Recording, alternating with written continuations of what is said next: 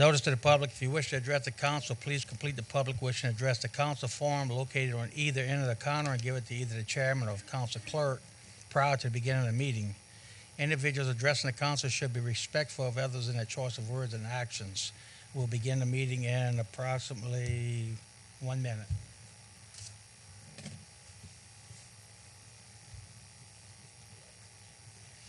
Yeah.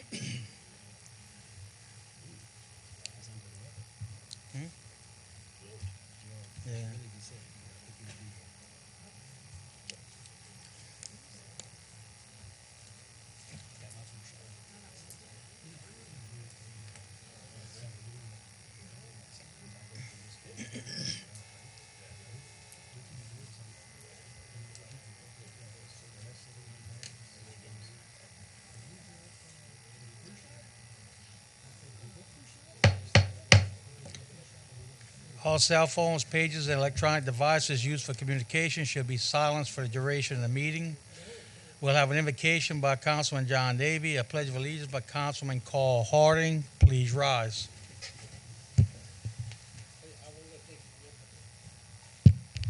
Bow your heads, please. As we state in Isaiah 54:17, no weapon formed against thee shall prosper, and every tongue that rises against thee in judgment thou shalt condemn. Heavenly Father, I ask that you continue to bless this nation, bless this council, and bless these new council members as we make a complete journey into the new visions of what Terrebonne Parish and what's best for Terrebonne Parish. We ask that you continue to guide us in the right direction. We ask that in Jesus' name. Amen. Amen.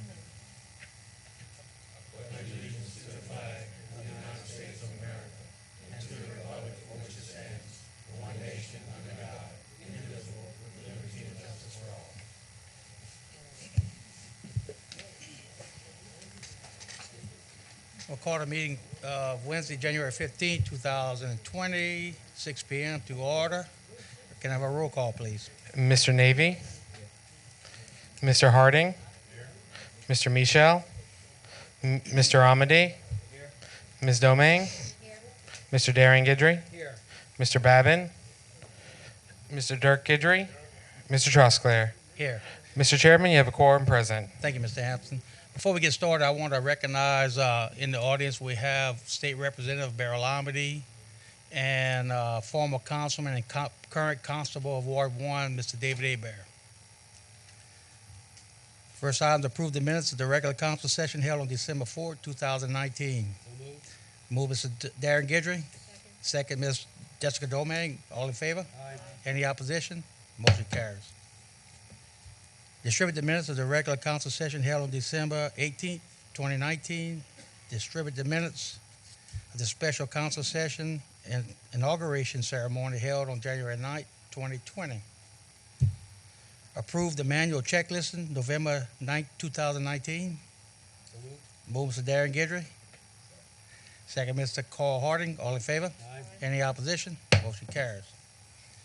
Approve the accounts payable list for 12/20/2019, 12/27/2019, 1/6/2020, and 1/13/2020. Move Mr. John Davy. Second, Mr. Jessica Domingue. All in favor? Any opposition? Show one abstention. Show one abstention. Mr. Darren Guidry. All in favor? Motion passes. General business item A is a proclamation declaring January 25th, 2020 as Arbor Day in home of Terrebonne. Ms. Jessica Domingue. A proclamation, whereas in 1872, J. Sterling Morton proposed to the Nebraska Board of Agriculture that a special day be set aside for the planting of trees, and whereas this holiday, called Arbor Day, was first observed with the planting of more than 1 million trees in Nebraska, and whereas Arbor Day is now observed throughout the nation and the world, and whereas trees can reduce the erosion of our precious topsoil by wind and water, cut heating and cooling costs, moderate the temperature, clean the air, produce life-giving oxygen, and provide habitat for wildlife, and whereas trees are a renewable resource giving us paper, wood for our homes, fuel for our fires, and countless other wood products, and whereas trees in our city increase property values, enhance the economic vitality of business areas, and beautify our community. And whereas trees, wherever they are planted, are a source of joy and spiritual renewal, now therefore be it resolved that the Terrebonne Parish Council, on behalf of the Parish President and Terrebonne Parish Consolidated Government, that January 25th, 2020, be hereby proclaimed as Arbor Day in the Parish of Terrebonne, and that all citizens be urged to celebrate Arbor Day and to support efforts to protect our trees and woodlands, and to plant trees to gladden the hearts and promote the well-being of this and the future generations. And it's signed by our parish president, Mr. Gordy Dove, and our council chairman, Mr. Steve Trosclair. Gordy.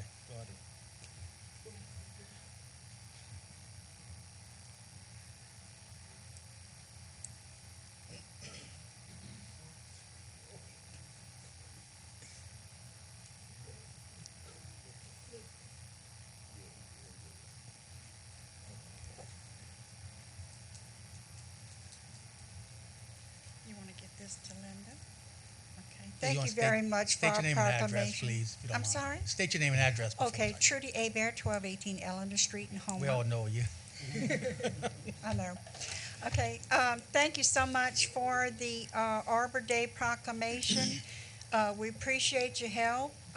The tree board, I'm willing to announce that we need some tree board members, so anyone interested in being on the tree board, please contact Miss Vanita, and she'll be able to help you get an application for that. Also, I would like to say, this year we've lost Mr. Myers McAllister, one of our members. He was our secretary. And we will be planting a tree in his honor in the future. So thank you very much, and we appreciate your help.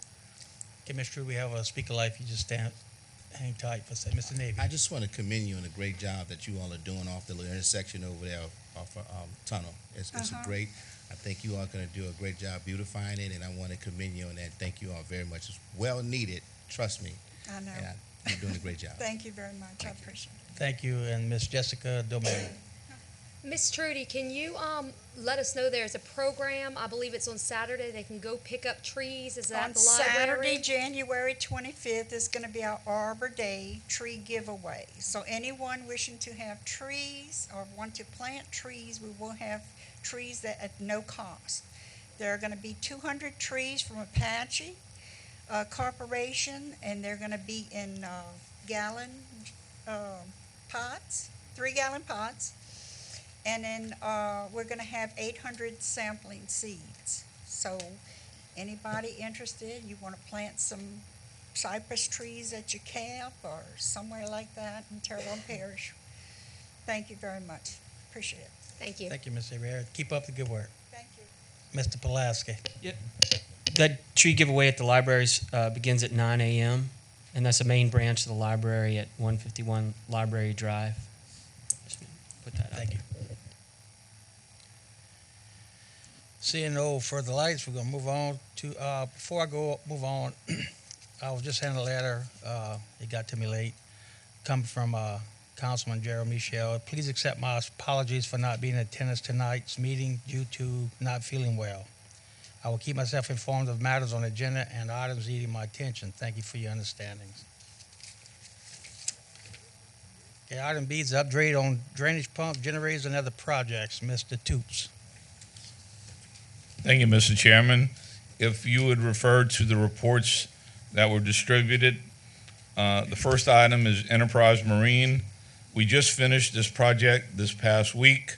Norris and Boudreaux had to do modifications to the catch basin that was at the in the middle of Menard Road. Menard Road comes off of Bayou Large Road and it goes for about 3/4 of a mile.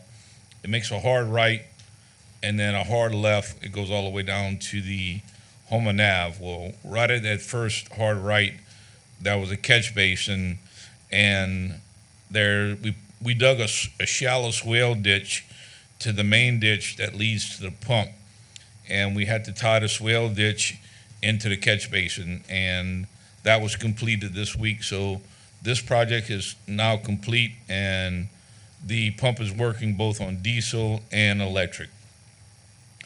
On the South Ellendale Estates pump station, which is off of Savan Road, we just disconnected the temporary pump this past week.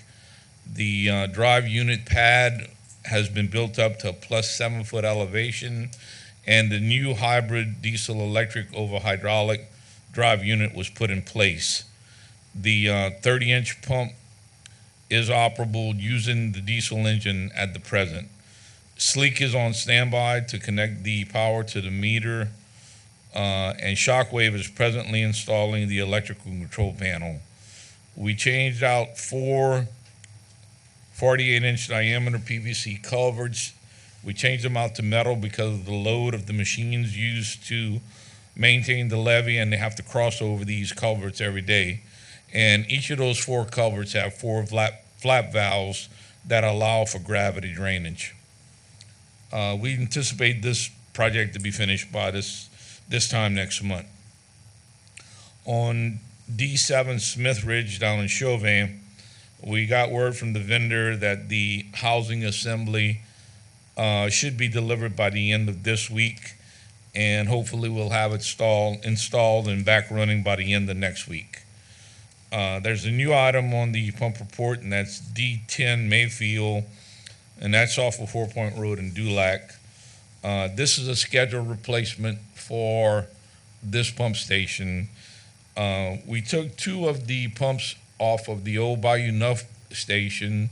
We rebuilt them in-house using our personnel. The pumps were blasted, painted, and they're ready to go. So we're going to be pulling out 2 old 36-inch pumps and replacing them with reconditioned pumps.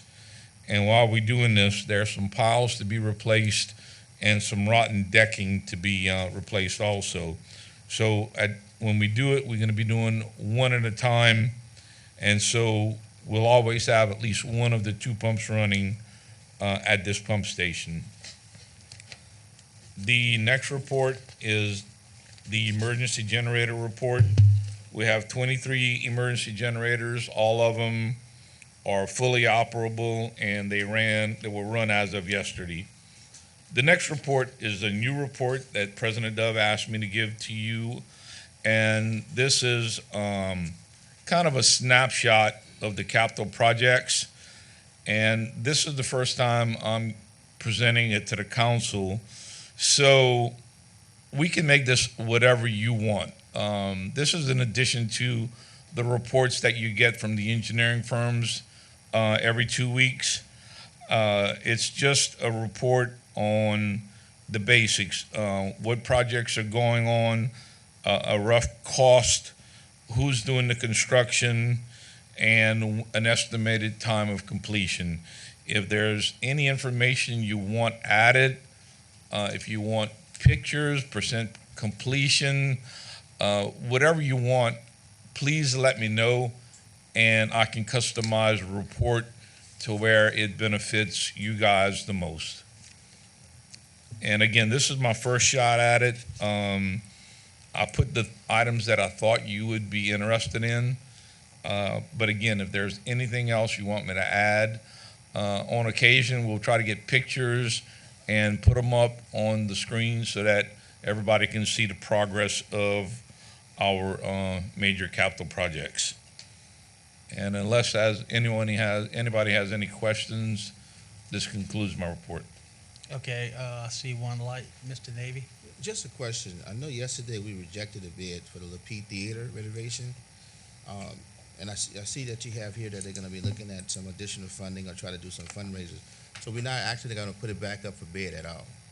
Okay, we're just going to. The Le Petit Theater Foundation is doing fundraisers, and they're going to approach the local representatives to get more capital outlay funding. Okay. They're about $420,000 short, so they're doing the fundraising, and they're trying to get the extra money to because of the shortfall. The project was estimated at $1 million, and the lowest bid came out $1.4 million. Okay. Thank you, Mr. Navy. Mr. Darren Guidry. Yeah, I see an item says South Louisiana Wetlands Discovery Center. Is that a project that we're going to be building? I'm not sure on that, Mr. Guidry. I'll have to check on it, and Because I thought it was going to be built by a nonprofit. it's with capital outlay It's money. with capital outlay money. It's with Jonathan Foray setting up the Discovery Center. So it's on our list because they have to go through us to do the capital outlay money. So there's an agreement between us and Wetlands Discovery So Center. it's state capital outlay? Yes, sir. Okay, thank you. Thank you, Mr. Guidry and Mr. Dove. Yeah, I just want to add to what Mike just said. The prices on here are the exact, that is the construction itself. It doesn't include engineering, land acquisitions, or nothing else. That's strictly construction. Thank you. Thank you, Mr. Dove. You done, Mr. Toops? Yes, sir. Unless there's any other questions. Thank you very much. Okay. Seeing no further lights, we're gonna move on. Item C is pursuant to section 2-73 and 2-98 of the Parish Code, Parish President Gordon Dove requests acceptance of his recommendation, Mr. Julius P. Hebert as Parish Attorney. Also, his recommendation of Mr. Brian Marceau, Ms. Michelle Neal, Mr. Craig Landry, Mr. Kentley Fairchild, Mr. John Lawton, Ms. Courtney Alcock, Mr. Chad Loop, Mr. Patrick Yancey, Mr. Chris Ernie, Mr. Vincent DeGate, and Mr. Christian St. Martin as Assistant Parish Attorneys. This needs to be held over for 2 weeks, and I entertain a motion to hold it over. I'll make the motion. Motion by Mr. Darren Guidry, second Mr. John Davy, John Amity, I'm sorry. All in favor? Aye. Any opposition? Motion carries. Item D is a presentation by Sisson Group on the LEAP evaluation presentation and engine replacement. Please state your name and address, please. Yes, sir. My name is Lane Sissing. Address is 201 St. Charles Avenue, New Orleans, Louisiana, 70170.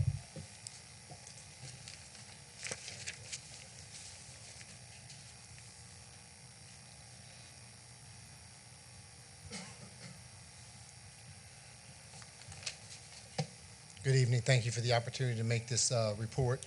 I'll give you a little introduction of myself and who my firm is. As I said, my name's Lane Sissing. I work for United Professionals Company. We provide consulting services to utility regulators. We do a lot of work for the Louisiana Public Service Commission. We also work for municipalities and assist them in their decision-making process or even in their sort of post-mortem review of past decision-making process on various utility matters, from rate making to generator decisions. We help make rules. We deal with how tax matters interplay into rate making. So we're a full-service firm dealing with utility regulatory matters.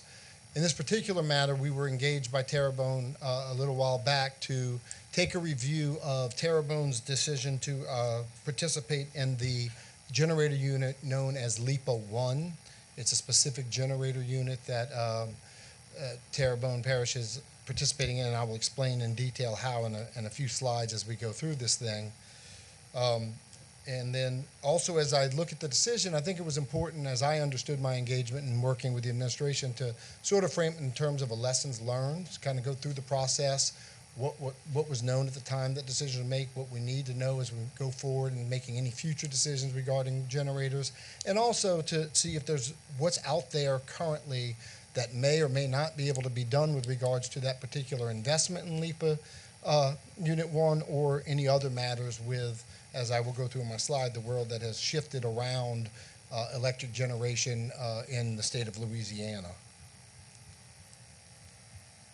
So I was asked first, and I think it's a good idea. I'm not sure that everybody here has a full understanding of who LIPA is and how LIPA operates and what its relationship is to the Terrebonne Parish Consolidated Government. So this first slide, and I'll take just hopefully a small amount of time to kind of give you an overview. In the simplest form, LIPA is Louisiana Energy and Power Authority, and it's a political subdivision of the state of Louisiana comprised of municipal members. So in its simplest state, it's just a membership organization. There are two primary types of members who, operate within LIPA. And, the one is called a full service member. In this particular, if you're a full service member, LIPA runs your utility department for you. They step in, They staff the generators to the extent you have generators. They handle all your load. They handle your utility decisions for you. You are a full service member. You don't have to be a full service member to be in LIPA. You can also just be a member, and then LIPA will offer individual power sales arrangements. They will offer opportunities to its members to participate in various transactions, all in an effort to try and save the members money or to make their service more reliable. TPCG, the Terrebonne Parish Consolidated, is not a full service member. You have your own utility department, you run your own utility department. But rather, TPCG has two what's called power sales agreements, two PSAs via LIPA. One is with a unit called Rotomaker 2, which is operated by CLECO, and the other, which is the subject of this report, is a unit known as LIPA 1. It is LIPA owned and operated. TPCG also allows LIPA to act as its local balancing authority. Technical term, what a balancing authority does is on a minute-by-minute, hourly basis, they match the load to the generator from a physical perspective. They ensure that there's just the right amount of generation to meet the load as the load shifts and varies over the day. So with regards to the report, the major findings that we have come out of, and once again, to take just a quick minute to give an overview of a very basic issue dealing with generation and the delivery of electricity, is capacity versus energy. So when you think of capacity, capacity is how much generation you need to meet your highest load on your highest minute of your highest day. You don't use that capacity all the time, but you got to have it when you need it. Energy, when people refer to energy, that's referring more specifically,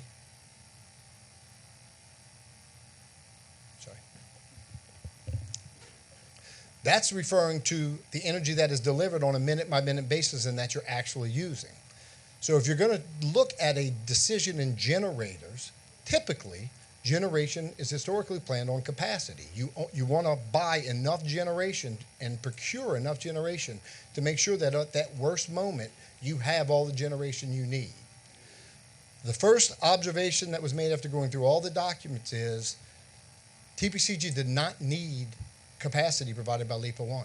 It just didn't need it. It had all the capacity it needed with Rotomaker 2, with its 3 legacy generating units, and alongside, it had some hydro contracts and some other contracts. It didn't need the capacity. If capacity is not needed, then there are still decisions that can be made to invest in generation, but what has to be proven is that that new generation can be operated so cheaply that the savings of operating it versus your current generation outweigh the cost of the generation itself. So with that as a backdrop, that's typically how generation is planned. And in this particular case, since TPCG did not need the generation capacity, there needed to be proved that there's enough savings from the energy, from the daily operation, that those savings actually outweighed the capacity cost.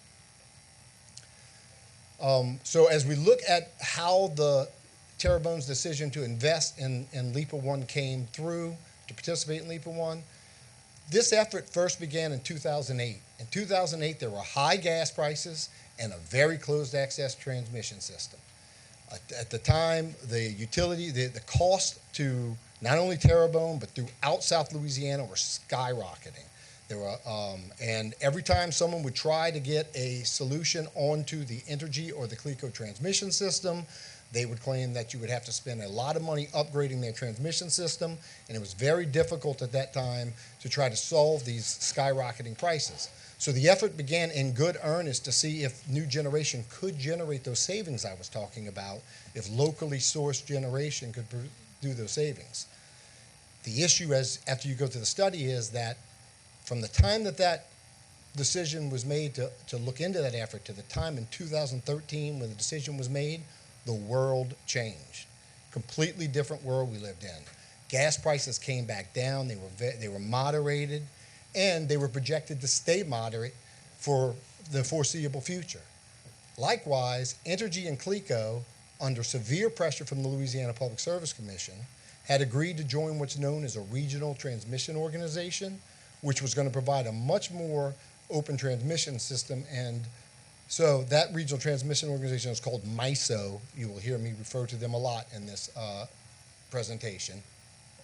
Not only was MISO bringing transparency into the transmission process, it also provided access to energy savings in and of itself, because it was introducing into the market something that never existed before that Terrebonne could participate in, a day-ahead market.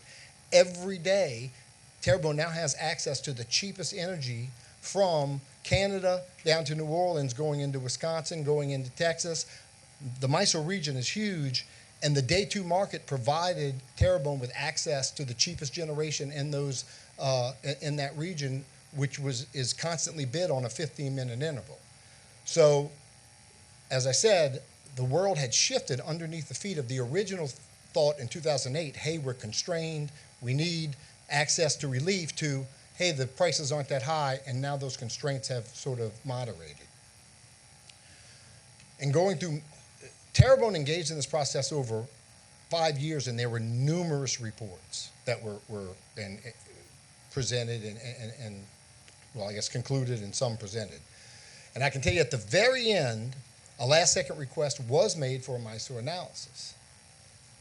And that isolated presentation did show that there would be energy savings in MISO. The problem is it was an incomplete presentation, because while it showed that, yes, there was projected to be $775,000 worth of energy savings in MISO, the dots were never connected that would have showed the council or any of the decision makers that to generate that you had to spend $5 million a year of fixed capital cost and O&M in the generation. So just going into the transaction, the numbers from the report, if you piece the various parts of the reports together, showed that you didn't need the capacity. So as I said, the energy savings needed to eclipse the capacity cost, and that wasn't what was being shown from the original reports. Also, in more of a lessons learned type thing through the report and through our diligence, I think it's important to know as in the future, if more generations ever need, you need to understand the counterparty risk. And in this case, there was huge counterparty risk on various levels, all on this slide. First of all, LEAP is a great organization established to help its members, but they had no experience in designing, engineering, and constructing what's called a combined cycle generator turbine, CCGT, such as LEAP 1. They just had never done it. You combine that with the fact that LEAP is a political subdivision only supported by its own municipal members. It's not like there was a utility like an Entergy or CLECO with pockets that could be held accountable if mistakes were made, if things went bad. Then it was a little bit exacerbated further. I think if you were ever to make a decision in this nature, they used a bifurcated contracting prices. Some would design, they hired a designer, they hired some consultants. LEPA procured some of the materials while the contractor procured some of the others. The project did not finish on time, it did not finish on budget, and when things went bad, it was left with parties pointing at one another. And it was also recently discovered that there are very few CCGT units of the type of LEPA 1 that have been deployed by GE. So when you look at the decision, there was a high counterparty risk associated with the decision. So what all this has resolved in is that even though LEPA 1 had not projected to cover its own costs, what made it worse is they didn't even deliver the projected energy benefits. LEPA 1 was projected to have a utilization rate of 74%. It's actually less than 50%. You only get the savings if it's being used. Poor availability and poor performance resulted in net energy losses from LEPA 1 as opposed to gains. So not only did you not make money to offset the capacity cost, you actually lost money on the energy side. 2017, it was $828,000. 2018, it was $288,000. That has, now where we stand is LEPA 1 shut down. So we went from a poor performing unit to a non-performing unit. That root cause right now is still being debated. While it shut down, and I guess I should circle back, Terrebonne's participation in LIPA 1 took the form of a power sales agreement, a PSA. You don't own the unit. You're an investor in the unit. You are required to pay the cost of the PSA, whether it's producing 1 unit of electricity or savings or not.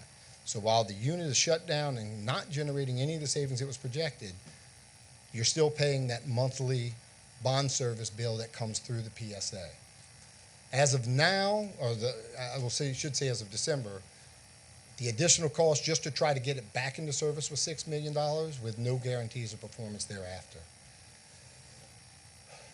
I know that I did want to acknowledge a lot of people have said, well, lower gas prices are one of the reasons that LIPA 1's not generating the savings that it's supposed to save. And I didn't want anyone to think that I would say anything opposite. Lower gas prices are a contributing factor. They're not a material contributing factor. And lower gas prices was one of the risks that were known going into the transaction.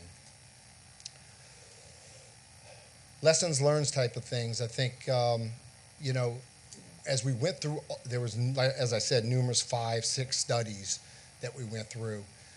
Some of the assumptions underneath it, I think it's very important that in any kind of a decision, specialized decision like that, that the assumptions are fully explained. And so these are some of the assumptions that we looked at and we found that should have probably been better explained. The base case was not realistic. So anytime that any number was given that, well, the base cases will have these savings. The base case is this. But the assumptions behind the base case was that HOMA would only use its own generation to serve its own load. That has never happened. HOMA has always had access to an energy market and has always procured cheaper energy when it was available. So the study actually had a sensitivity where it released that unrealistic assumption and allowed a model to go out and procure energy savings. And when that sensitivity was run, the savings that was associated with the base case was cut by 75% in a more realistic case, which should have been the base case. There was also some very technical assumptions in there. I won't get into the details unless someone wants to, but there was an assumption that CLECO test generating units be retired. We couldn't find any support for that decision at the time. And there was assumed a pro rata savings of $2.5 million of fixed O&M costs from shutting 2 of the legacy units down. We can't find support for the $2.5 million for the origin of the exact dollar amounts. And we can't find support that there would be, we do know it was based on an assumption of a pro rata savings, like if half of the units get shut down, half of the cost is saved. But that's really not how the utility department works. If half the units get shut down, you still need personnel to run the other units, and you still need to procure the fuel, and you still need, we just couldn't find support for that. Also, if you look at the final report that was presented, the consultant made a specific recommendation that was not followed. The consultant recommended not only in the investment into LIPA 1, but also a more locally cited 50 megawatt CT, a peaker unit, and retiring half of TPCG's legacy gas units, tying back to those $2.5 million of savings that the consultant had been given. So not only, not only were there issues with how the report was put together, the conclusions were not even followed. What wound up happening is, because you invested in LIPA 1 and you didn't retire any of the units, you're now long on generation, meaning HOMA has more generation than it needs at this point. Now, this wasn't anything with a decision. I guess this is sort of an observation. LIPA 1 full service members, I explained the difference between the two, have ultimately benefited at the expense of TPCG. This was nothing that any of those full service members did. It's just the reality that HOMA or Terrebonne is long in generation. What LIPA did with its units is they did the exact opposite. When they invested in LIPA 1, they shut all their units down. So they wound up saving all those savings, and then to the extent that they need capacity, MISO provides a very cheap capacity market. They're buying that capacity at very cheap prices. Home has got long capacity. The only place it has to sell that capacity is that same market. So Terrebonne is selling at extremely cheap prices, getting very little amount of money for all the excess generation it wound up getting, while the full service members are actually getting the benefit of that and being able to pick up that cheap generation at their cost. Another thing that we looked at is that as you went through the reports and the history of the ports, the consultant had recommended, as we would have recommended as well, that if you're going to make a decision to procure new generation, you have to look at all options. And one of those options is not to build new generation, but to go see who's got excess generation out there. CLECO's extremely long generation and constantly looking for places to sell it. There's other, at the time these decisions were made, there were other merchant generators. NRG was out there long, and there was other generators. But the scope that was given on the report was only to look at new generation. It excluded looking at all options. So from a lessons learned perspective, to the extent that any new generation would ever be needed here, we would strongly recommend that scopes not be restricted like that and all options be on the table. One of the things we discovered also was in going through all of the documents in the contracts, Terrebonne has outdated or missing contractual relationships with LIPA and MISO. There's some technical definition of who all the authorities are here. The bottom line is the only contractual documents that we can find related to TPCG's relationship with LIPA is a 2003 extension of a 1995 contract that only addressed pre-MISO services, the RTO. Now that we're in the RTO, much more services are needed. There are 3 parties who are providing them. Terrebonne needs to get together with these 3 parties and construct contracts that best facilitate Terrebonne's benefits. Another observation that we looked at is the good news in all this is that Terrebonne Parish's electrical rates are currently very competitive. They're $2 less than the average regulated Louisiana utility 1,000 kilowatt power bill and $20 less than the highest of 1,000 kilowatt hour bill of CLECO. And the only reason we point this out is just if and only if it were ever determined that additional revenue was needed to mitigate any of these losses, there's some room for some mitigation. Although it's important to know that if you were to try to cover the complete losses of LIPA 1 with a rate increase, your rates would be highly uncompetitive. So with all that, I have some conclusions and recommendations.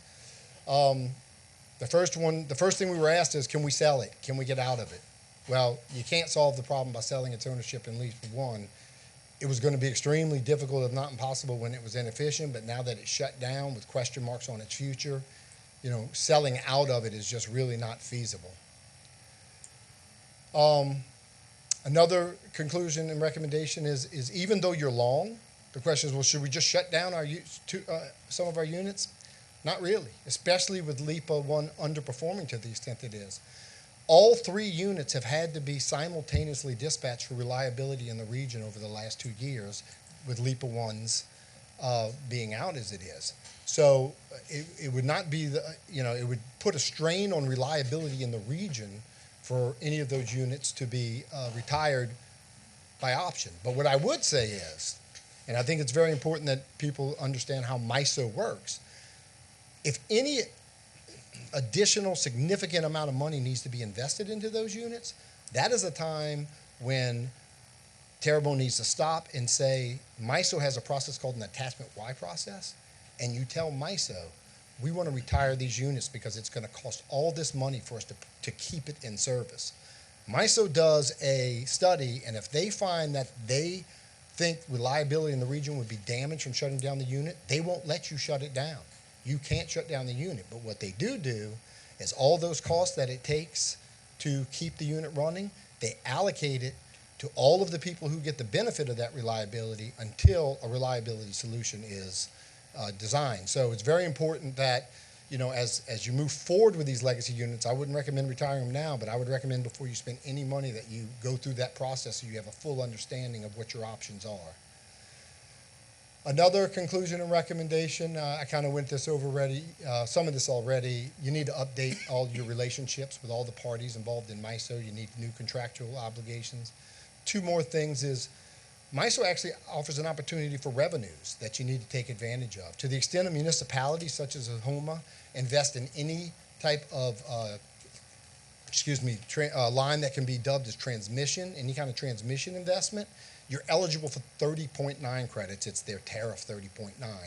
I think it's in working with the utility department, they have identified future expenditures which they tend to believe would be transmission investments. It's very important that a dialogue be started early with MISO to see if there's any availability for revenue there. And then MISO is, even though Terrebonne's getting pennies on the dollar for that long capacity, for its excess capacity, that capacity is being derated. Even though the capacity has a stated value, MISO's coming in and haircutting it for some reason, and there's really not been a good explanation of why. So once again, I think Terrebonne needs to engage with MISO to find out why those are being derated. You might as well get every dollar you can.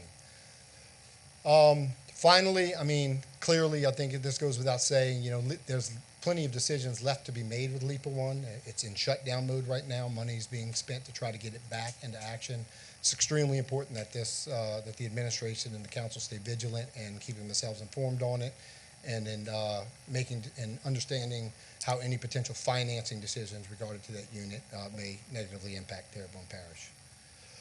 So sorry for being so long-winded, but that's my report, and I'm happy to answer any questions. I have a couple of lights, Mr. Sisson. First would be Councilman John Davy.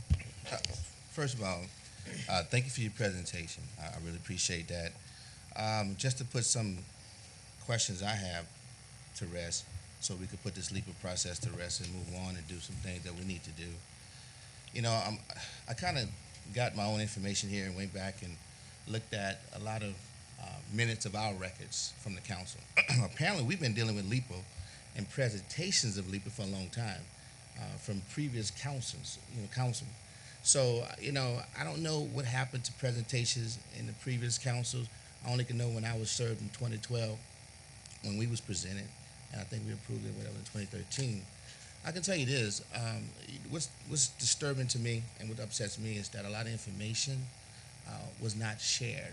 I was told, and I remember in the meeting, I could be wrong, I know some council members are here, that LIPA 1 unit was necessary because of capacity. That's what I was understanding. So you're telling me that there's no such thing as that it was necessary for capacity. Right there, we were not told that this was like an investment where we would be playing with Terrebonne Parish taxpayers' money down the line, losing millions of dollars. That was not shared, that was not told. I don't know why a lot of pertinent information like what you're sharing tonight was not told to us, and I just feel like to some aspect, I'm not saying it was, I don't want to use the term, well, I'm going to say hoodwink or bamboozled. I just feel like I was to that limit, to that determination of presenting something to us that's not truly factual, okay? Now, I have a problem with that. So the question I want to ask is, you're telling me LIPA has not helped Terrebonne Parish at all? No, it's been a detriment. Okay. Well, I'm sorry, LIPA or LIPA Unit 1? LIPA Unit 1. Yeah, no, LIPA Unit 1's been a detriment. Okay, has not helped Terrebonne Parish at all. Okay, so I know it's been down for almost a year now, so it couldn't have helped Terrebonne Parish. Okay, so Terrebonne Parish could have existed from your presentation. I'm just asking so I can know without LIPA 1. Yes, sir. Okay, so my other question is, why was Terrebonne Parish share, or why did Terrebonne Parish share have to be so much invested in the LIPA 1? Did you all make a determination on why it was important that Terrebonne Parish invest so much money? I mean, Mr. W, smiling like you know. I don't know. No, I mean, once again, the scope of the report, or the scope of the presentation was limited to what new generation should we invest in? Not should we invest in new generation. What new generation should we invest in? So there was an optimization study done saying if you're going to invest in new generation, this is the amount of megawatts of new generation you should invest in. So it was sort of dictated by the scope of the study. The question should have been asked first is, do we need the generation? And so the amount that was, the amount 25, I forget the amount of megawatts that was the product of a valid analysis, but it skipped the first part of the question. So the amount of megawatts that were taken were the optimized amount, assuming you're going to buy new generation anyway, which is an assumption that shouldn't have been made. And just going back on a lot of the minutes and reports, it was always presented capacity. That was the sale. It wasn't. We didn't need to ask any questions because we were sold that we needed that capacity to help out Terrebonne Parish. So that's not the case from what you're telling me. And I can guarantee you that, and I'm only speaking for me, and I hope I can speak for the other council members that sat on that council, that if we would have been told that this would have been an investment that cost the taxpayers millions of dollars, we would not have voted for LIPA Unit 1. All information was not presented, and I don't know what was presented to the previous councils that actually this information way back to 2008 or 2008, 2009, whatever. I don't know what was presented to them, but what's presented to us was not actually the truth, and I just don't understand that, and that's why now we really need to put some things in place, not just because of LIPA 1. This should never, ever, ever, ever happen again in Terrebonne Parish, okay? Allowing a presentation like that to come in front of this council, and we're not told everything.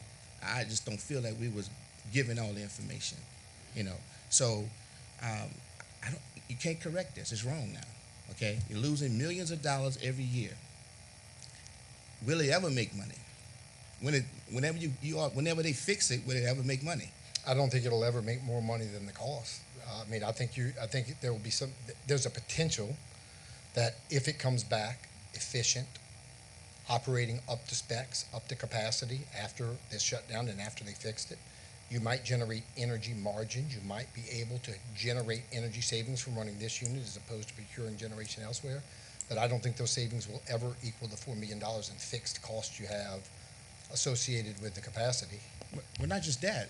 I'm concerned that even if it does make money, will it ever make the money that we have lost? Terrebonne Parish has lost millions of dollars, not just on the investment aspect of it from the upfront cost, but what it's costing us every year to pay for LIPA. No, sir. And I got another comment, but I'm gonna let the other council members. Mr. Darren Guidry. Well, I assume that part of your charge was also to come up with options moving forward. Now, from your presentation, it appears that this plant operationally costs more than it sold in electricity, and we don't foresee it ever making more than it cost. So why wouldn't we shut it down? Are you telling me that we can't because they won't allow us to shut it down? Well, once again, you have the fixed costs, all right?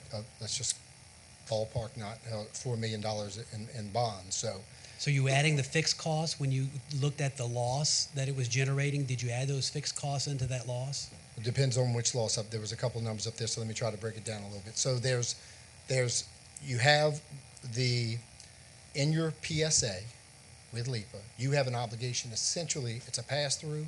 You have the debt service obligation. Okay. You also have the obligation for the fixed O&M. Okay, so that obligation exists to you whether the unit's producing electricity or not. Without looking at the numbers, I think it's around $4 million, but subject to check. But if you shut it down, you would have no O&M. If you shut it down, you get rid of the fixed O&M, but you'd retain about the $2.8 million in debt service cost. And so when you're looking at the cost of generation received versus expenses, we're adding the $2 million for the fixed expenses. In other words, the bond. Yes, sir.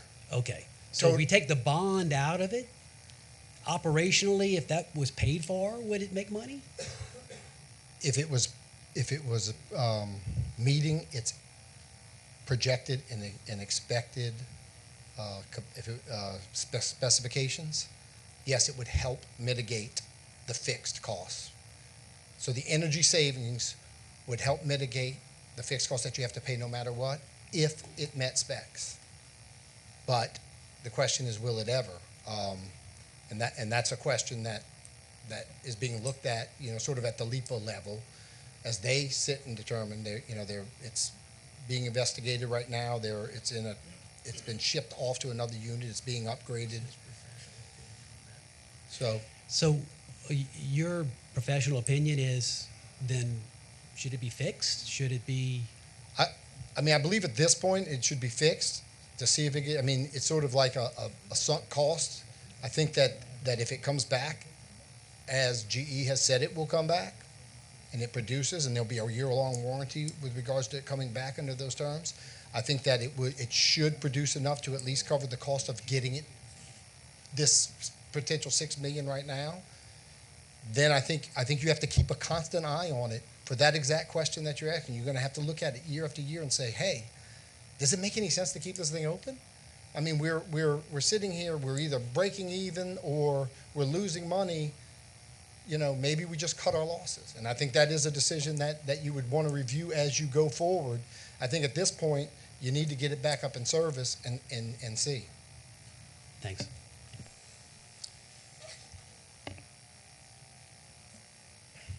Mr. Navy? I thought legally, this was a question asked about a month ago. I thought legally we couldn't just say we don't want to be a part of this process and want to make payments to LIPA. I thought legally we couldn't. There was some legal recourse from what Jules shared with me. Legally, I want to ask that question, and you just said something that's interesting, and I want to direct this to Mike too. I think the public and ourselves, definitely, the council, due diligence-wise, I think we need to have a report I don't know if you want to do it every month, every quarter, whatever, to let us know what's going on with LIPA as far as what we are losing, and then once this thing get back up, or what's going on with it, because we're still in the dark with it. We're really still in the dark, and it's just costing right now the taxpayers too much money. So definitely, I would want that report, definitely, but from an administration point, quarterly, that's fine with me, perfect, if we can get that quarterly. But I want to ask Jules, legally, could we just not pay LIPA and get out this thing? Not pay for this LIPA 1 unit? The way the agreement's set up with the 6 members, obviously, Terrebonne Parish, and just so everybody understands, Terrebonne Parish does not own that power plant. Terrebonne Parish, the power plant is owned by the Louisiana Energy and Power Authority itself. It could have been set up to be owned by the members, but it's not.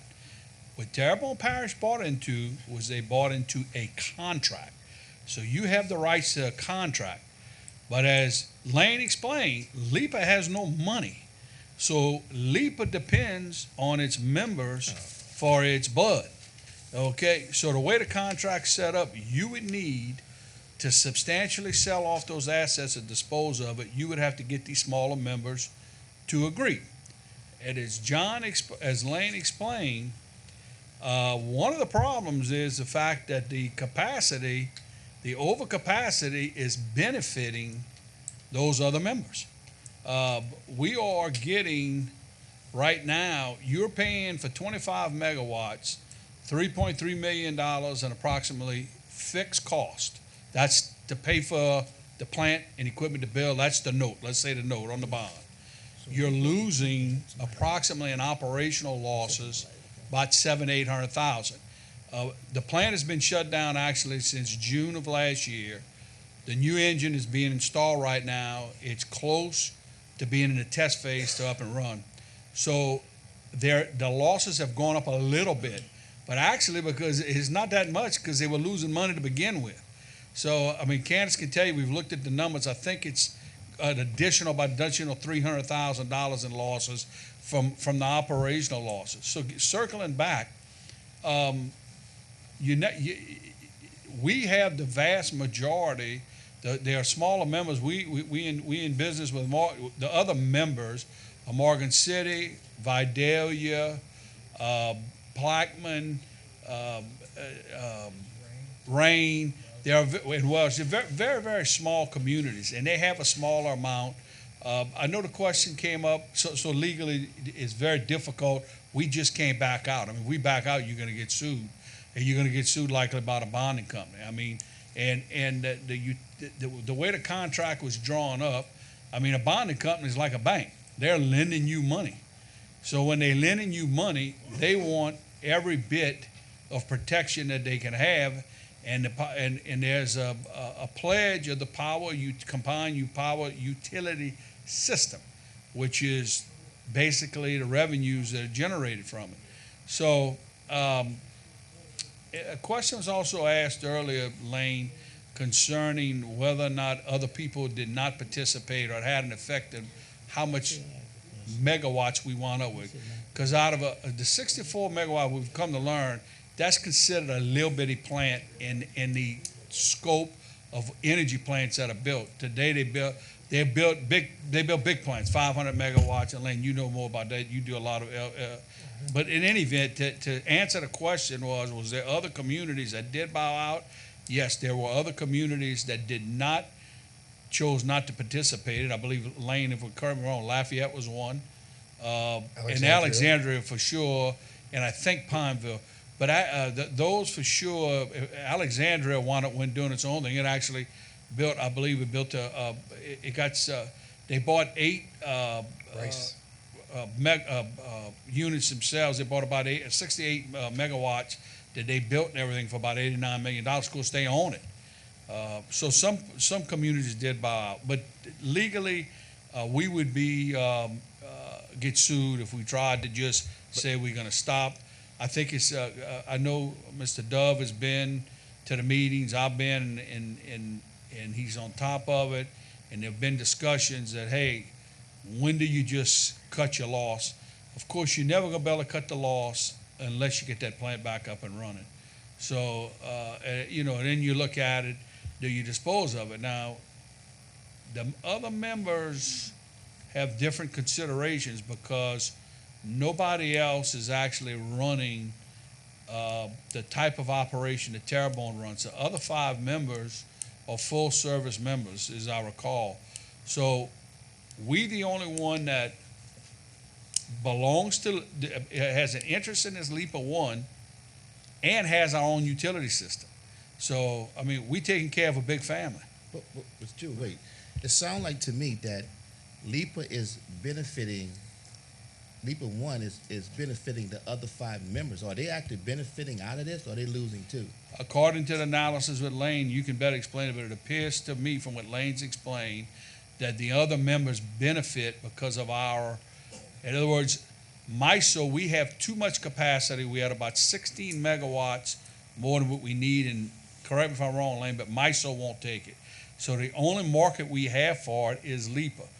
I think last year, and we've pushed them,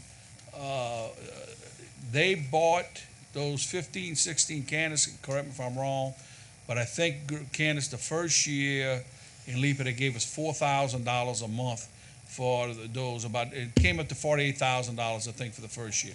Okay, 25 cents a kilowatt.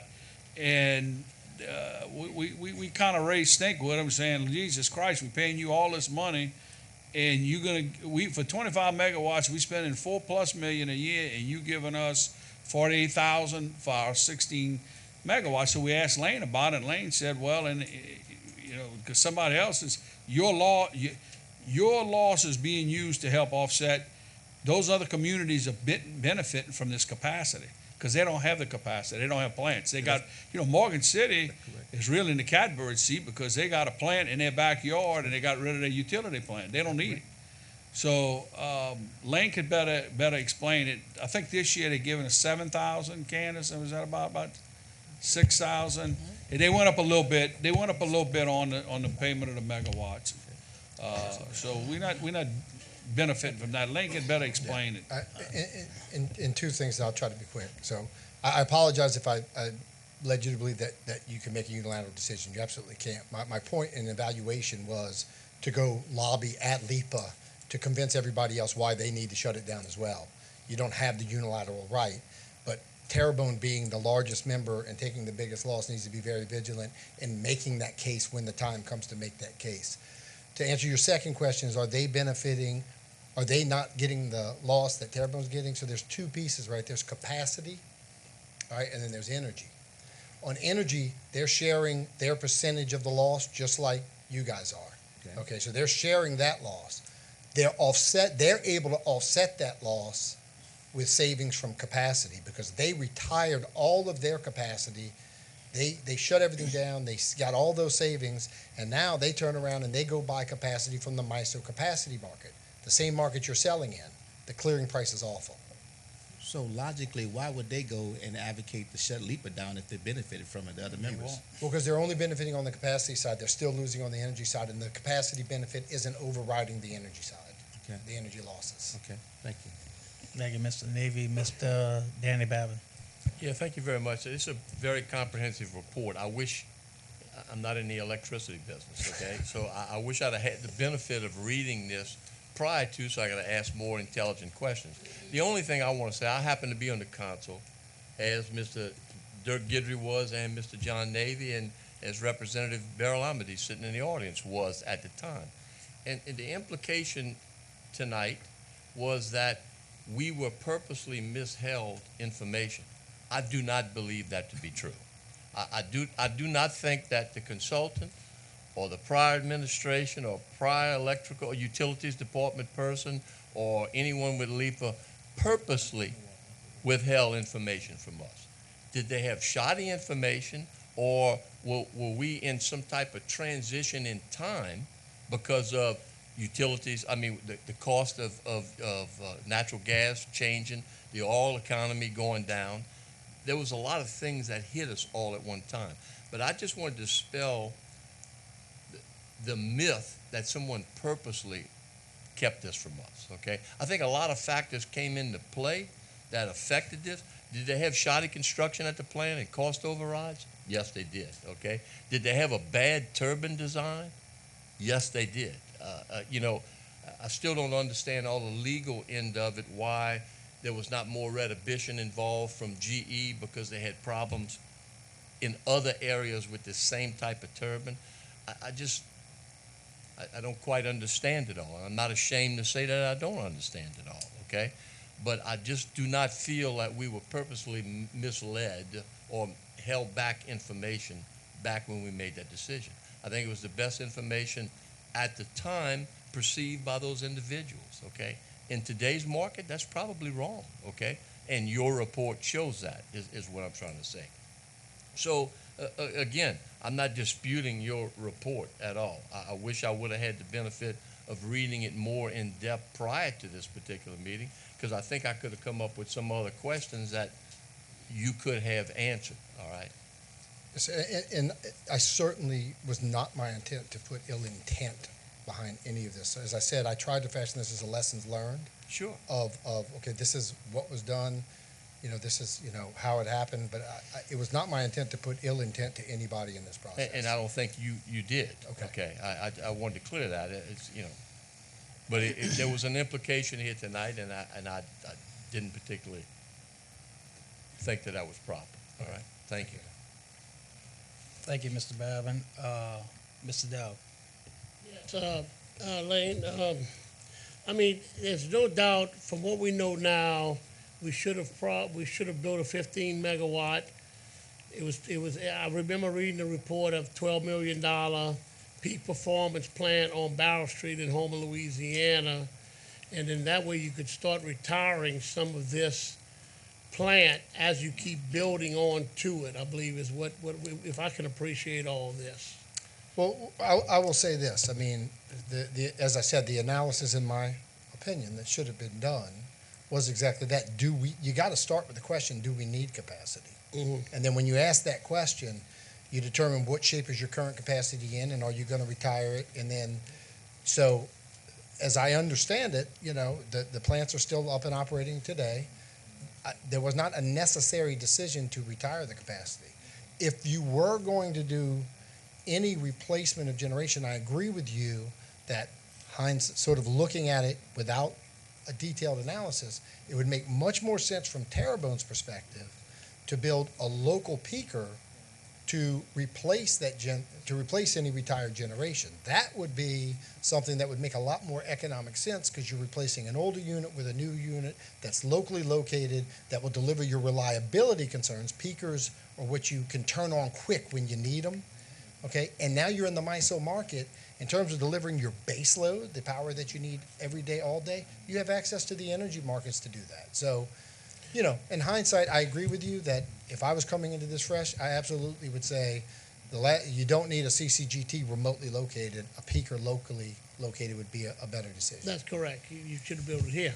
And I mean, there's no doubt it was inadequate information, no matter how it was presented to this council or anyone else. And of course, hindsight is one thing to go back. We're stuck with it. But for the new members, I want to explain to them, we own 40.9% of this system. Your bond debt is about $2.8 million a year. Operational loss is about $1 million a year. You lose $3.8 million. I gave each of y'all a piece of paper, a document in the front. Since this council, since I have taken it 4 years ago when we took office, under the previous administration, they had paid $381,000 in some interest charges. Then when I took office in 2016, our first year loss was, now these are all losses, $4,061,000. Oh yeah, I'm sorry, excuse me, $3,910,000. The second year was $3,925,000, $3,869,000. And then if you look at 2019, it's $4,726,000. You can see the additional loss when the unit's been down. So as you can see, it's cost us $16 million, and this is going to repeat itself for the next 4 years. Back in 2013, an irrevocable contractual agreement was entered into that's next to impossible to get out. So what I've been working on is to try to get the other members to see what we could get for this plant. If you shut the plant down tomorrow, you save $1 million right off. But you're still stuck with the 2.8. And if you could sell your assets, you may be able to get this 3.8 million down to 1.8 million, somewhere in that neighborhood. That's one of the options. You're not going to cancel the contract. The one thing they did do very well is they did a hell of an irrevocable agreement, because you're not going to get out of the agreement. And then if you get out of it, like it was said earlier, you have to, the bonding companies have to get involved. The members have to get involved. So it's really a situation that's really a bad situation. Now, the new turbine should be up and running in about a month. The decision was made to go ahead and install it, because if we're going to sell it, it's hard to sell a car if the engine doesn't work, it's burned up. So the decision was made to move forward. Now, on behalf of Terrebonne Parish, I abstained, but they had enough votes to move it forward. I would rather see us just sell it, because I would have to come back to this council. But we have to, there's 5 other operating members that we have to convince. They're all losing money. Now, but they are using our generating credits that originally we didn't need. In other words, you didn't need this plant. You needed a 15 megawatt plant on Barrow Street, but that wasn't done. Now, eventually, you're going to have to build a 15 megawatt plant on Barrow Street and start replacing this old plant. Now, the other problem is, under the contractual agreement, we cannot shut this plant down. This plant has to operate as long as it's bonded, and Mr. Hebert can verify that. So we were the only, the Terrebonne was the only one to sign an agreement that they had to keep their plant running while everyone else shut their plants down and save some operational cost on their old plant. Morgan City's actually tied into the plant in Morgan City that we're paying for as a backup generator. The mayor himself told me that. And so, it's a bad situation, and, we're going to move forward with it. We're going to come back to the council on what we suggest to do. But if you look at the next 4 years, you're looking at $16 million loss for the next 4 years. That's just roll your window down and take $16 million and throw it out the window, because you get no benefit from it. Now, if the 3.8 million consists, which it may vary a few dollars, but it's not going to vary that much. By the end of the bonding period, Terrebonne Parish will lose in the next 30 years in the neighborhood of $114 million if we don't find a way to get out of this. That's how dire this is. And, like I said, it doesn't matter what was done in the past, but it was definitely information that wasn't readily available, or maybe it wasn't available. The consultants didn't know what they were doing or whatever. But originally, Terrebonne only had 20% of this thing. Then they jumped up when I think Alexandria backed up. They grabbed 40% of this thing. So you take that turbine that's burnt up. We have the $6 million. We're paying $2.4 million of it. Now they went out for bonds on this, and so they went out for bonds. So we've already spent another $2.4 million, which of course I abstained from, because I'm not going to enter into a bond agreement without coming back to this council, as per our home rule charter.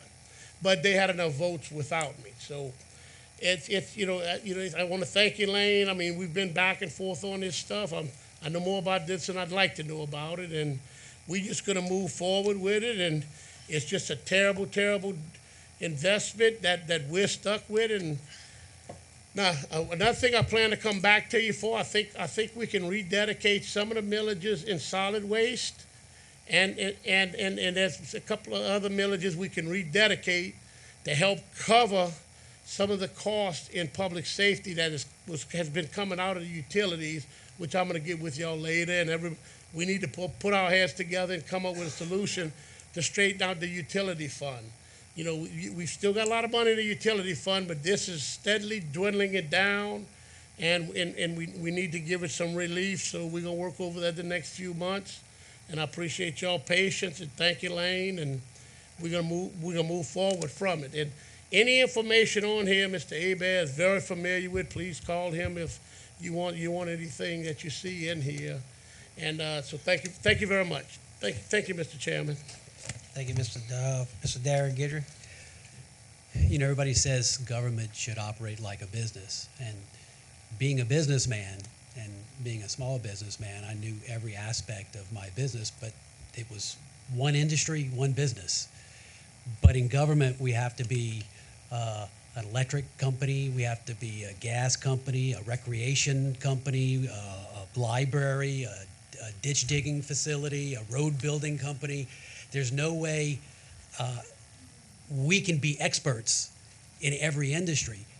So we have to rely on consultants like you who understand the industry to give us advice.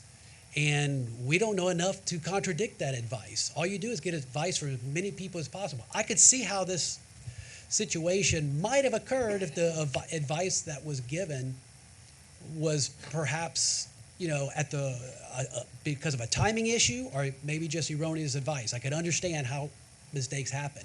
I am listening to your presentation and still having trouble grasping what it's all about.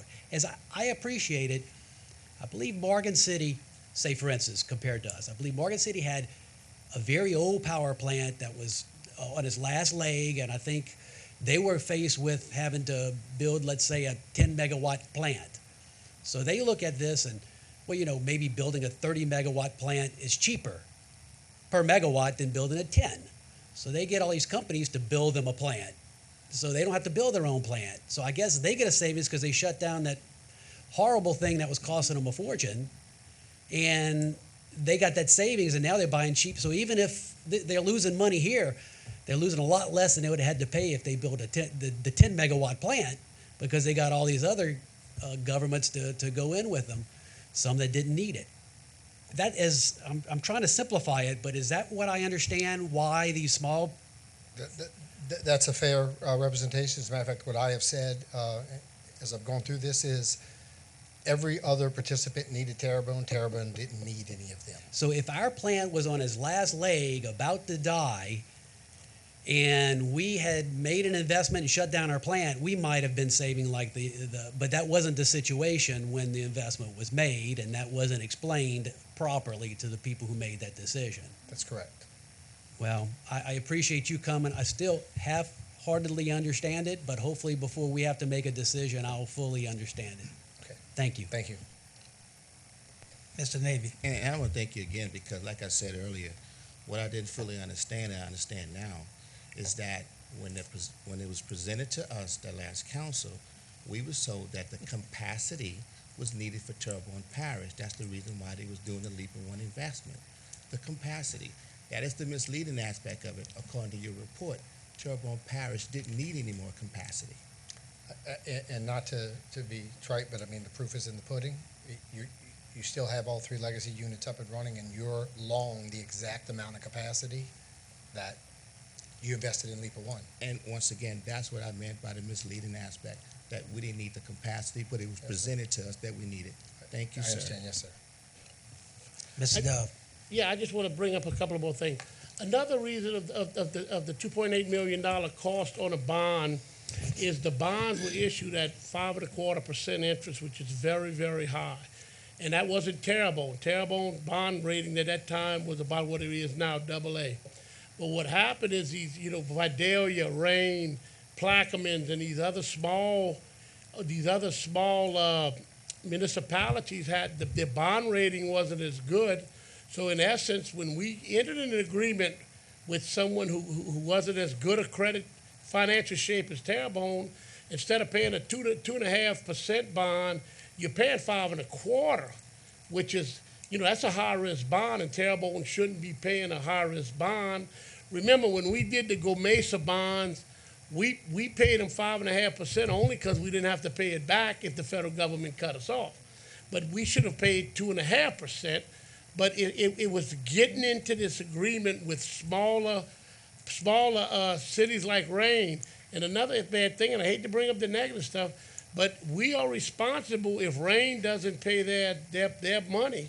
We are responsible for our pro rata. And then we're responsible for their share. So you could get hung with them if they default, and they have been late quite a few times on their payment. Terrebonne's the only one since we've started has not been late on a payment, but every municipality we're involved with has been late with their payment, and that's scary. So this is a bad deal. We'll get through it. We'll move forward, and we'll keep you in touch. Thank you. I just want to bring that out, Mr. Chair. Thank you, Mr. Dove. And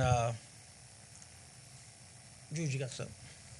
So I'd just like to say that President Dove has authorized, based upon the recommendations, and we didn't want to start until this was presented, but he's told me to get with Lane and to move forward. He's going to let Lane, because a lot of this is very technical in the electrical business, but Lane's group is going to help us meet. We're going to set up a meeting with LEPA to get our contracts in order. There's also some areas where we may be able to save money. For example, some of these communities have bypassed, as I've seen at LEPA, and are dealing direct with what they call the Energy Authority, who is actually the market maker is the Energy Authority. Am I saying that right, Lane? Yes. And they actually deal directly with MISO. So that's a separate company. They're out of Jacksonville, Florida. And so God has told us to get with them and to start looking at maybe we can do some things to actually redo our contracts and have some savings there.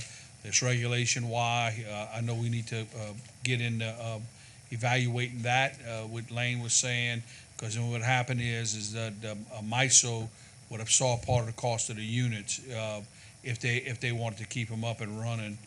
And then the other thing is about the transmission review at MISO, and the MISO derated. Lane said he would assist us with that. So that's something that we will begin to work on as our next phase with United or the SciSun group. Thank you. I got a couple of things though. Okay, we talked about our $2.8 million bond issue annually, and then we talked about O&M losses. Okay, and you mentioned that the plant, if we ever get it back up, or if they ever get it back up, running at optimum performance, and you said that it could possibly break even at that point. Is that covering our 2.8 or just the O&M losses? Just the O&M losses. So we losing 2.8 no matter what. Yes. Not losing, but we losing it because we ain't gonna get nothing. I'm not for going to it. say you might not, I'm not going to say that first of all, to some extent, this is a commodities play. So I want to make sure that I'm clear. If gas prices rise, That's going to my next thing. That could change the outlook. In the current gas price environment, I would say that you would probably never cut into that 2.8. Okay, that's It leading is me to my- possible that you could cut into that 2.8 million if the gas price environment changes. Okay, now, if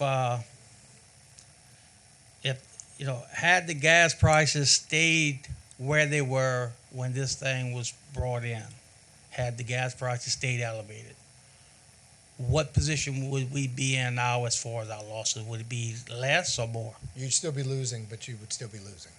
Yeah. So. And in my opinion, I mean, I don't have the Yeah, exact gas that's price strictly an numbers. I don't know opinion, and you're that's what we talking pay about. you Yeah. for, your opinion. Yeah. No, but I'm saying, not knowing how long the Right. amount of gas price changes, but no. But at the elevated prices they were in 2016, 15 when they came in, or 13 when we got this 13, agreement. yeah. You would be doing We better. still would not have been at any kind of positive or even break-even point, even at that point. Not when you consider the obligations for the bonds. So the fact that the prices dropped, all that did was elevate our losses. Yes.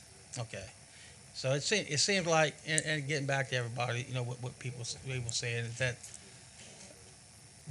whoever the consulting firm was at that point either gave out incomplete information, inadequate information, and it seemed like there wasn't enough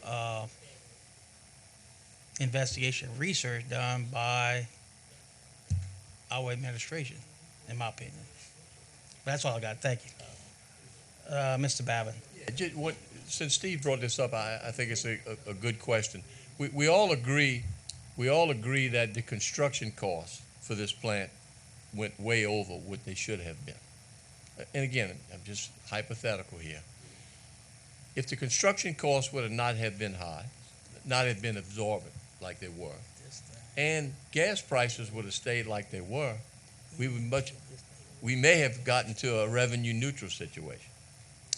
Again, that's speculation, all right? I mean, A lot of this is speculation. Yeah, I mean, even considering that the projections and the final report that was given to so there was a final report that was presented to this board. Now, it was a bifurcated report. And what I mean by that is they had spent from 2008 to 2012, 13, I think it was late 2012, under a set of assumptions where MISO wasn't involved. Okay? Right. At the 11th hour, fair enough, the world's shifting. There was a, you know, tell us how we'll do in MISO. So the problem is that there was no connection between the two various pieces of the report. So long story short saying is, under the MISO projections, under the projections of everything you just said, the construction costs that were originally projected and the gas prices that were projected at the time, you were still projected to lose $3 million a year because the pieces of the report weren't connected. You were going to have energy savings. That was confirmed. You were going to, running this plant would be more efficient than not running this plant. But then it didn't say, okay, and I'm drawing a blank on the number, I think it was 800,000. But then it was like, but wait a minute, to get that $800,000 of savings, we've got to invest in the generator, and that was whatever it was. And so even under the projections, when you connected the two pieces of the report, so the consultant gave the information, but it was just, it wasn't all pulled together. And that's why I'm absolutely not looking at this from a consultant's perspective as fault. It's more of a lessons learned. You know, when these, you know, it's very important that you understand the assumptions that go into a report, every aspect of the report, and that it all be pulled together. And that's sort of where my take on this is. Yeah, I just find it a little bit difficult. And President Dove, you know the numbers a lot better than I do. The final cost of construction versus what it should have been built for was about $40 million difference. Is that a?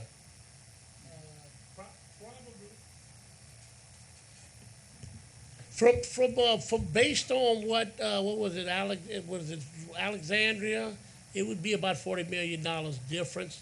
But the cost to do it in Morgan City was a big mistake because to get natural gas to it was like $8 million. Right. They're leasing the property, which was, they have a cost every year because they own the lease. You don't even own the property. And then the cost of the transmission lines, when I was looking over the cost, those old transmission lines, remember, they're taking a new plant producing 64 megawatts to an old plant out there that used to be 10 or 15 megawatts or 20 megawatts. And they're trying to run them through this old system.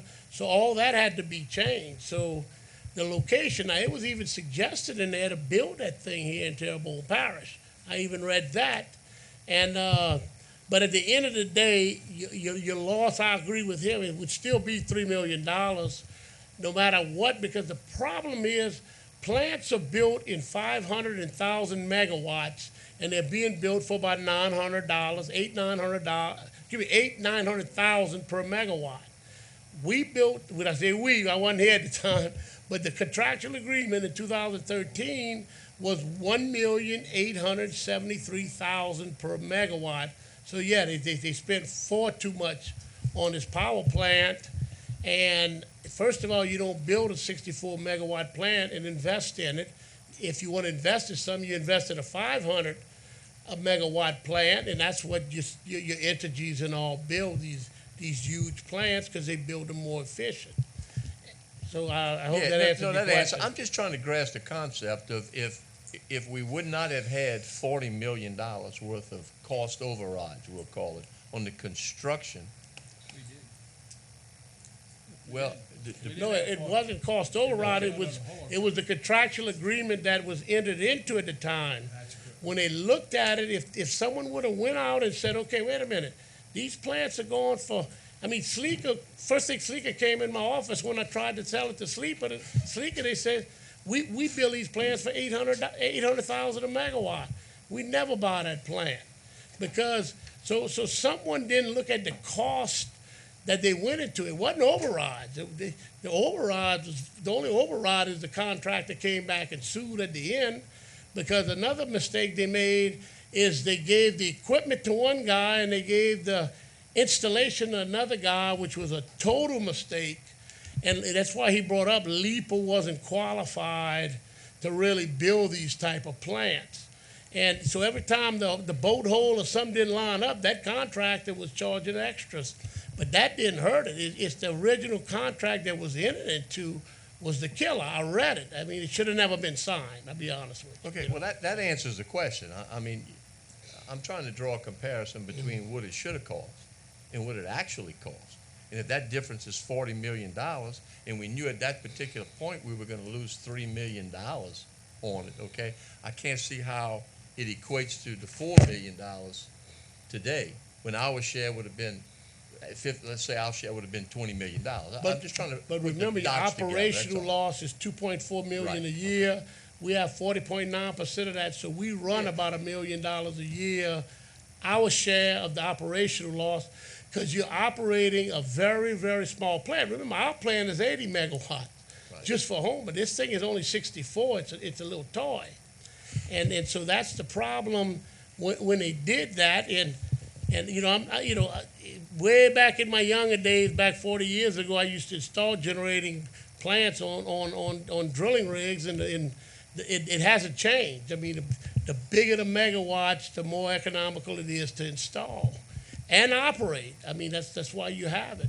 Yeah, again, but thanks for the question, Mr. Babbitt. Again, I'm just trying to ask questions based on what I'm hearing tonight. This is really comprehensive. And again, like I said, I would have preferred having this before because I could have digested it a little bit more. I'm not disputing what you're saying by any stretch of the imagination, okay? But it's a lot. If we made a mistake in the past, I don't want to duplicate that mistake, is what I'm trying to say, okay? Yeah. And that's why you study history, not to duplicate the mistakes of the past. Yes, sir. Thank you. Mr. Harding? Yes, being a new kid on the block and understanding, seems to me it's rather common sense. And it's not the cost to build it, how it ends up being, how costly was the contract. We look at 2013, it seems to me that you were projected you thought you were gonna make more during that time off this particular project, and that didn't happen. So I'm under the assumption, not only the figures that you're talking about, we got money that we were expecting to have that we cannot count. So actually, it's a bigger deal to me because you saw an opportunity to make some money. I was told that we had 20%. We bought 20% more. When you seize an opportunity to think you have an advantage, you got to sometimes think that you're not chasing the bear, you're following the bear. And what happened, Terrebonne Parish followed the bear. And on the backside, so we're going to sell the bear some of what we already have, and the people that's in alliance or supposed alliance with us are getting the benefit of it. Very bad deal, and I think we should move on and be more concerned about whether that turbine in Houston is going to work when it come over here and how soon it's going to be, because it's losing money every day that it's not working. And that's a done deal. It's understood that, man, we stuck with the deal. Let's get this other thing up in operation as fast as possible. Thank you, sir. Thank you, Mr. Harding. Just so it's clear, and Lane, they were not cost overruns. That was a bid out project, and they knew how much money they were going to spend going in. They sold $125 million in bonds, and as Gordy explained, the construction costs were more than just building the plant. You got incidentals. It's like anything. Okay, it's like building a house. Oh, well, what is the structure going to cost? Okay, well, you got the lot, you got everything else that goes with it. So at the end of the day, when all the construction costs came in, they had some money left. The money they had left is what they used to go settle the lawsuit, which was not a lot, but they had some money left. There was not cost construction overruns. They knew going in exactly what they were spending. What Gordy was trying to explain, and Lane was, I think, explained to us, is when you build the bigger plants, the scale of the cost goes down per kilowatt to build the bigger plants than when you're building these smaller plants. And then the big boys have done it, so they have a better understanding. LIPA had never built a power plant before. This was a new experience for them, but they had consultants that they were using, but they knew what this was going to cost when we went in. So let's dispel. There's no notion of cost quote overruns. Another thing on the engine, they all working on trying to collect the insurance on it, a mechanical breakdown insurance. They're all working on that. We did find it in the policy, and that's a whole nother area. But that would sure be nice if we can collect a portion of that money for the new engine. And Lane, the last thing, I just think so everybody's clear, because you do have it in the report. The analysis was primarily done, and it was deeper than that, but on a commodity based, on the price of natural gas, which your recommendations are, which you said the proper analysis should have been a business analysis, I believe. Am I understanding that correctly? Well, if you'd have been doing it. I mean, I just think the first question is, do you need the capacity is a primary question that should be asked, and always. But to be clear, I'm not saying that's the only time investments are made. I mean, if, right now SWEPCO has an application to build wind projects that they don't need because they think it'll generate enough savings to offset it, but they have tax credits offsetting that. So I'm not saying that that there's never an analysis that should be done to see if energy savings can justify a capacity investment. I'm just saying the normal process would be the first question you ask is there a capacity need? If there's not, then it is a commodity decision, and you have to understand the risk, understand the assumptions, understand every element of what's going into making that decision, because you don't need it. Which is what you said is a capacity determination. If you said we're not doing anything and we overran capacity, you could have gone and just do like everybody else, go in the open market and buy. As of right now, with the emergence of MISO, if you had never invested in LIPA 1 and one of your generator units went kaput, you could go straight to the MISO capacity market and buy it for the same pennies on the dollar that the other guys are buying it right now. Ms. Domingue? Yeah, it just and thanks for being here tonight. You definitely clarified a lot of the details for us. But it just seems to me that the decision that was made on the past council to put this forward and to go ahead and go with this, they were probably given the best case scenario as to this unit and what was gonna happen. And most likely, they were going to, that's why, they said they were gonna do this. However, reality's shown that that hasn't happened. So my wish is just that this council can work towards a solution so that this can be fixed, or that we can find a solution, because for Terrebonne Parish, I can see a whole lot of other things that we can spend $4 million on. So thank you. Yes, ma'am. Thank you, Mr. Domingue. See no further lights. Thank you, Mr. Siston. Thank you guys for your And, attention. I appreciate I it. appreciate you coming by. Thank you. Motion to go into public hearing? Motion to go to public hearing. Mr. Darren Gidry. Second, Mr. John Davy. Danny Babin. All in favor? Aye. Any opposition? Motion carries. 6:30, public hearings. Item A, an ordinance to declare as surplus a tax property located at 132 Prince Collins, adjudicated to the Terrebonne Parish Consolidated Government, and to acquire authorization of dispose of said property in accordance with LARS 42:2196. Public once, public twice, public three times. Motion closed, Mr. Babin. Second? Second, Mr. Darren Gidry. All in favor? Aye. Any opposition? Motion carries. Motion to adopt, Mr. Babin. Second, Mr. Darren Gidry. All in favor? Aye. Any opposition? Motion carries. Item B is an ordinance that will set the salaries of the council staff for inclusion of a 2020 salary adjustment. Public once, public twice, public three times. Move, Mr. John Davy. Second, Mr. Darren Gidry. All in favor? Aye. Any opposition? Motion carries. Motion to adopt, Mr. John Davies. Second, Mr. Danny Babin. All in favor? Aye. Any opposition? Motion carries.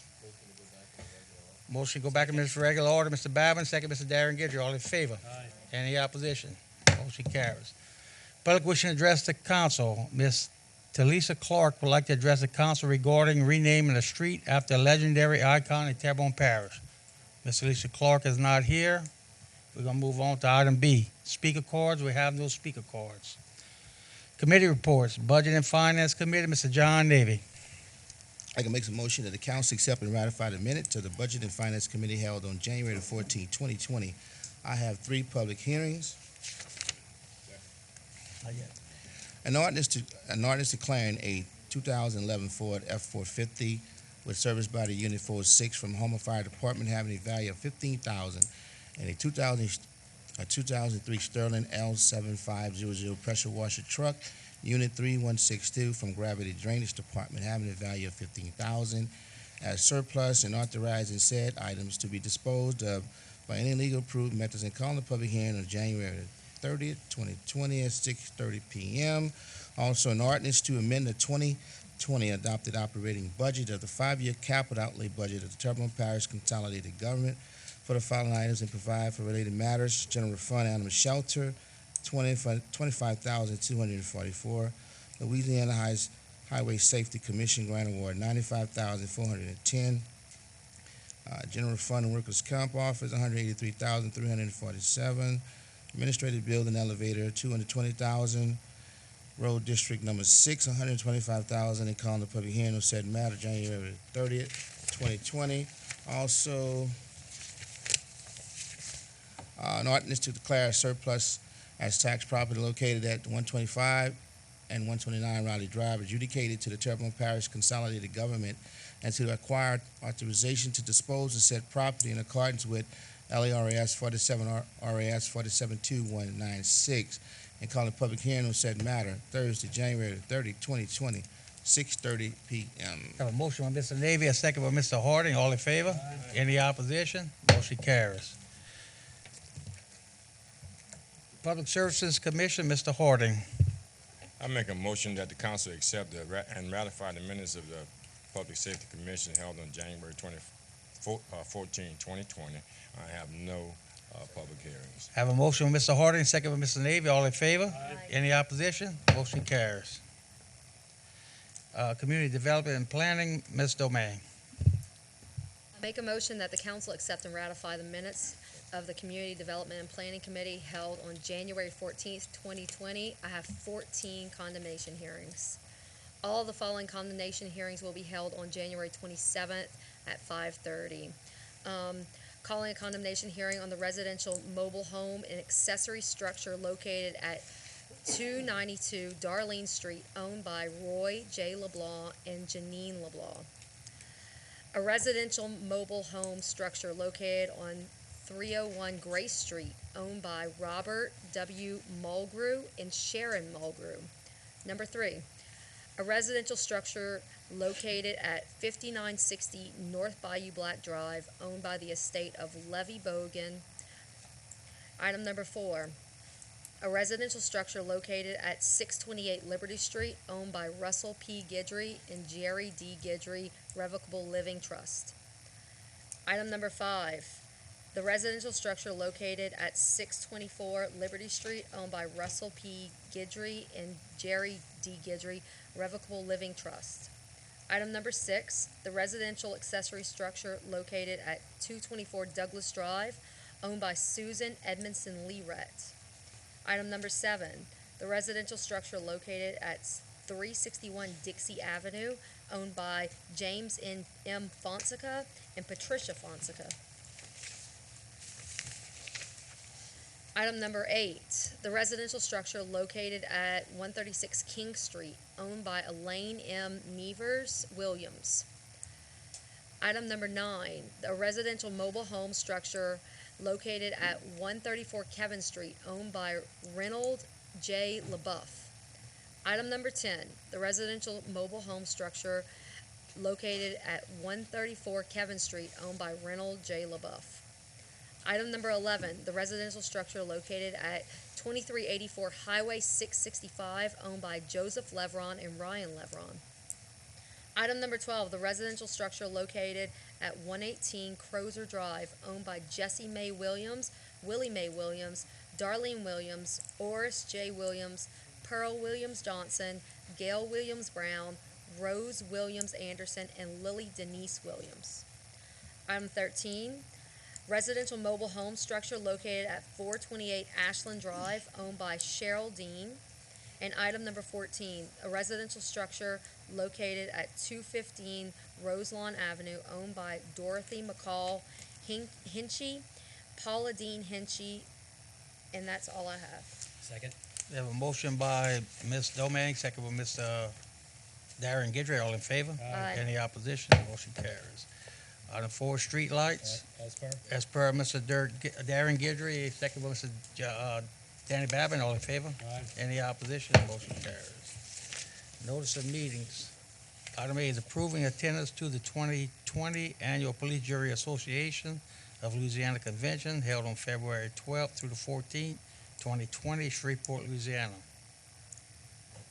We got to vote on that?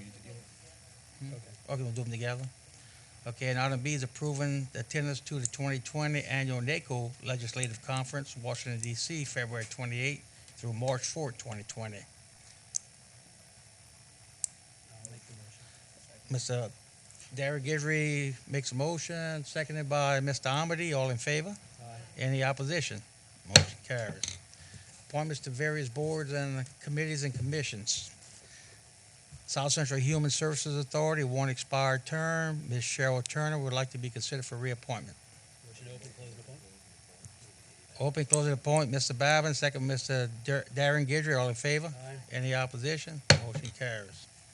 Item B is a Recreation District Number 3A, one expired term. Move Mr. John Davy. Second Mr. Danny Babin. All in favor? Any opposition? Motion carries. Recreation District Number 7 Board, one expired term. Mr. Brian LeBlanc would like to be considered for reappointment. Open, close, and reappoint Mr. Dirk Guidry, second Mr. John Davy. All in favor? Aye. Any opposition? Motion carries. Rec District Number 8, one expired term. Mr. Darrell Abear would like to be considered for reappointment.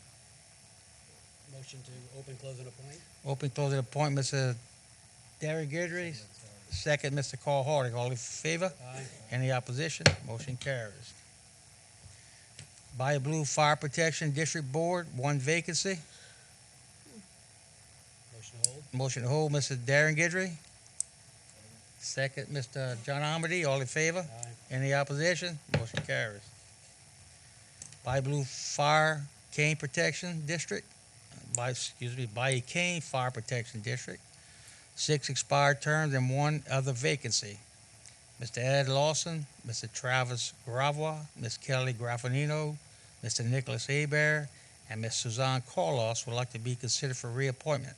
Motion to open, close, and appoint Mr. Ed Lawson, Mr. Travis Gravois, Ms. Kelly Graffinino, and Mr. Nick Douglas, as well as Ms. Suzanne Carlos, and hold It's one n- vacancy. Okay, it's Nick Hebert. Yes. And motion by Mr. Darren Guidry to reappoint the above named, second by Mr. John Navy, and hold the other appointment for further appointments. All in favor? Any opposition? Motion carries. Shreveport Fire Protection District Board, 2 expired term. Ms. Jeanette Schexnayder and Ms. Belinda Duncan would like to be considered for reappointment. Open, close, and reappoint by Mr. John Amity, second Mr. John Navy. All in favor? Any opposition? Motion carries. Village East Fire Protection District Board, 3 expired terms. Mr. Roy Desmore, Mr. John Roy, and Mr. Louis Prospery Jr. would like to be considered for reappointment. Open, close, and appoint Mr. John Navy, second Mr. John Amity. All in favor? Any opposition? Motion carries. Coteau Fire District Board, 3 expired terms. Mr. Roy Trahan, Mr. Robert Parr, and Mr. Stuart Vitter would like to be considered for reappointment. Open, close, and reappoint Mr. Amity, second Mr. John Davy. All in favor?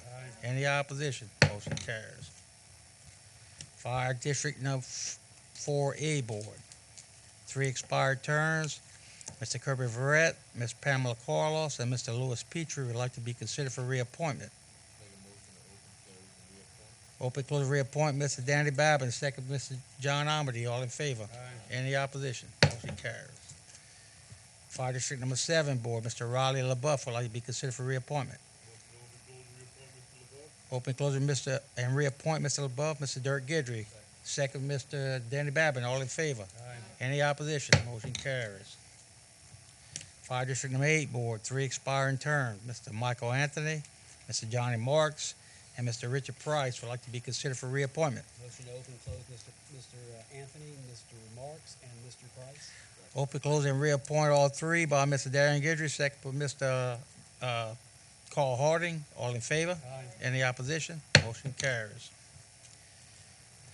Fire District Number 9 Board, 3 expiring terms. Mr. Riley Grove, Mr. Lynn Giroir, and Mr. Michael Armit Jr. wish to be reconsidered.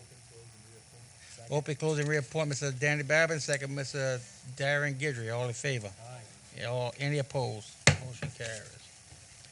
Fire District Number 10 Board, 3 expired terms and 1 vacancy.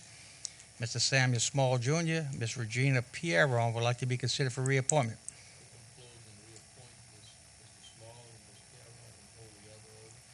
Open, close, and reappoint Mr. Small and Ms. Pierron, hold 2 by Mr. Danny Babin, second by Mr. John Amity. All in favor? Any opposition? Motion carries. Homer Terrebonne Regional Planning Commission, Parish President's appointee.